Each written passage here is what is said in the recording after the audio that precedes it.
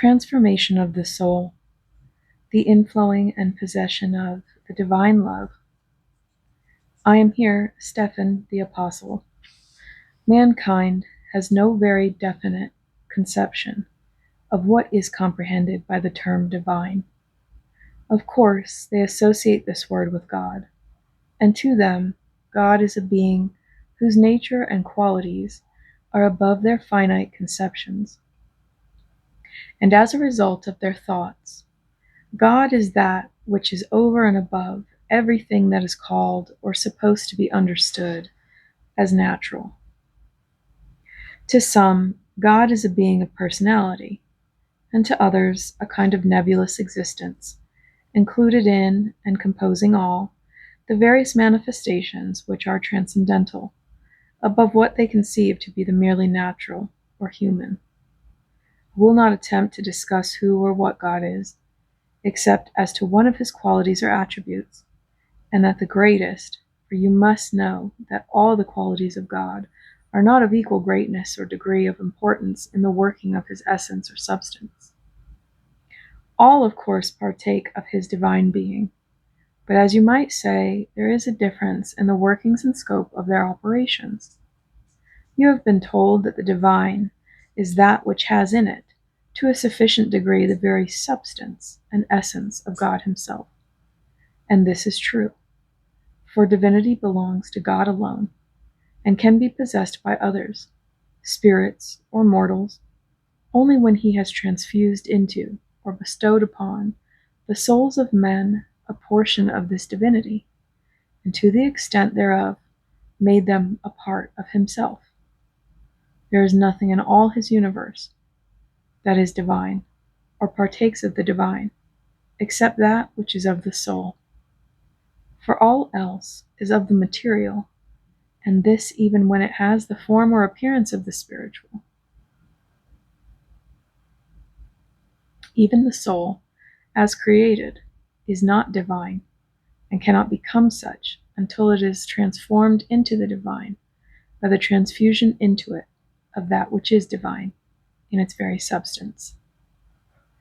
Many souls in the spirit world, although pure and in exact harmony with their created condition, are not divine and will never become such. This is only because these souls will not desire to seek to become divine in the only way provided by the Father. It is a mistake for men to believe that because God has created this, or that object, or thing, it is necessarily divine. His creations are no more a part of himself than are the creations of men a part of themselves. Thus you will see that in all God's creation, there is nothing divine except what has been privileged by his grace to partake of his divinity.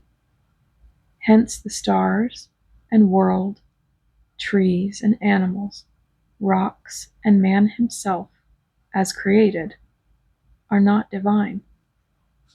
Men have claimed that there is a spark of the divine in man, a part of the, quote, oversoul, as they say, and that it needs only the proper development to make the soul of man wholly divine. This theory is based upon the idea that this development can be accomplished by the exercise of the mind.